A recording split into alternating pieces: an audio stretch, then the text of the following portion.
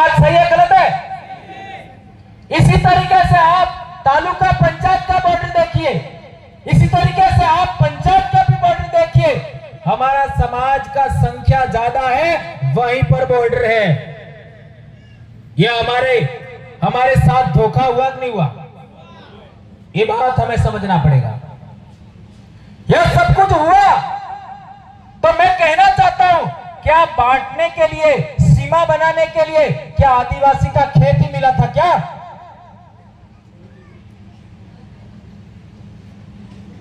दूसरे समाज का इलाका क्यों नहीं बांटा गया?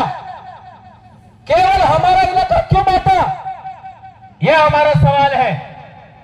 और आज देश के अंदर देख लीजिए, भाषा के आधार पर राज्य बनाए गए।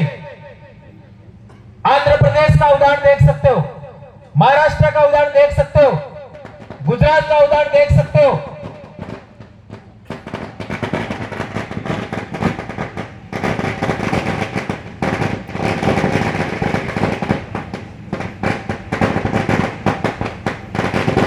साथी इनको कहिए थोड़ा सा नहीं पढ़े, मेरी बात पूरी हो जाए। मैं जो कहना चाहता हूं बहुत अहम है।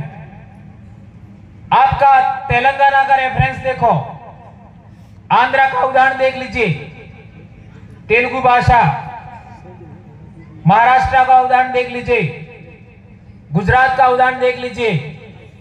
भाषा के आधार पर राज्यों का गठन हुआ। 5 जनवरी 2011 सुप्रीम कोर्ट का जजमेंट कहता है कि भील, मुंडा, उराव, संथाल ये 8% आदिवासी यहाँ के इंडिजिनस पीपल हैं। तो क्या हमारी बोली थी या नहीं थी? हमारी भाषा थी या नहीं थी? 1905 में जॉर्ज ग्रियर्सन भाषाविद था, उसने सर्वेक्षण किया, उसने लिखा है कि उदयपुर से लगा करके खानदेश तक भीली या भिलोड़ी भाषा बोली जाती है। तो यदि हमारी बोली भीली या भिलोड़ी भाषा थी, तो हमारी बोली थी तो हमारी संस्कृति भी थी, हमारा इतिहास भी था, हमारा इलाका भी था। तो हमारी भाषा के आधार पर हमारी संस्कृति को जीवित रखने के लिए हमारा अलग राज्य क्यों नहीं बना? यह सवाल पूछा जाना चाहिए था, नहीं चाहिए था? आज तक किसने पूछा सवाल? हमको 4 राज्यों में क्यों बांटा? क्यों नहीं पूछा यह सवाल? आज जो लोग ये सवाल नहीं पूछते, उन लोगों को हमें समाज का मंच पर नहीं बिठाना चाहिए, ऐसा मैं कहना चाहता हूं। हम लोग इस देश के इंडिजिनस पीपल हैं, हम लोग इस देश के मूल मालिक हैं।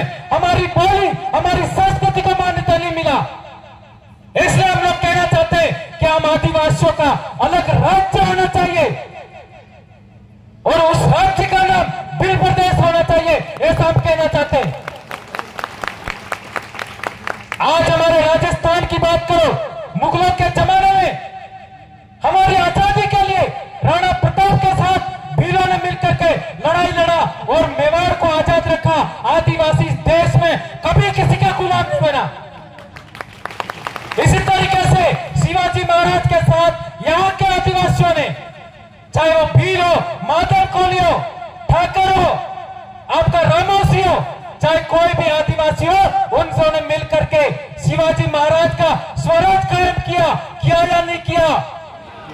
यह तो हम लोगों को उस इतिहास को आगे बढ़ाते हुए यहाँ के जितने भी लोग हैं, जिन लोगों को हमने आजाद बनाया, आजाद बना के रखा, उन लोगों का भी जिम्मेदारी बनता है कि हमारे साथ कंधे से कंधा मिला करके हमारे राज्य निर्माण करने के लिए सहयोग करना चाहिए।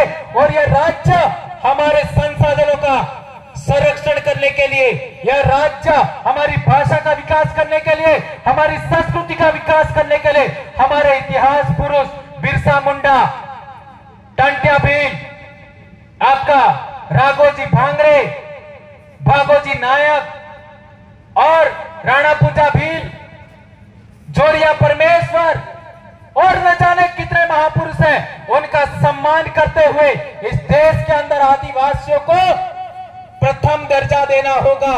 जहां पर भी बैठते हैं वहां पर, यह मैं कहना चाहता हूं, जहां कहीं भी देखो आदिवासी यह बात बहुत गलत है। आज देश में देख लीजिए, आरक्षण की जहां तक बात आती है तो सभी लोग हमारे विरोध में हो जाते हैं। जब आदिवासियों के महापुरुषों की बात आती है सभी लोग हमारे अपोजिट हो जाते हैं। लेकिन मैंने यहां पर देखा कि आपके इलाके में एक नया परिवर्तन हुआ। यहां के आपके एमएलए आदिवासी समाज के नहीं होते हुए भी हमारे क्रांतिवीरों के लिए इतना बड़ा स्मारक बनाया। इसके लिए हम लोग उनका शुक्रिया अदा करते हैं और आप लोगों का भी शुक्रिया अदा करते हैं। लेकिन एक बहुत बड़ी बात कहना चाहता हूं मैं,